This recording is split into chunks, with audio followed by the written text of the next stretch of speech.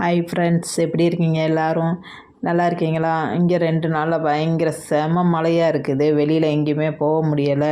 நாளைக்கு கார்த்திகை தீபம், தீப விளக்கு வாங்கணும். போயிட்டு எப்படி மழையில் போகிறது என்னன்னு தெரியாமல் உட்காந்துட்ருக்குறோம். ஓரளவுக்கு நின்றுடுச்சுன்னா கிளம்பிடுவோம்.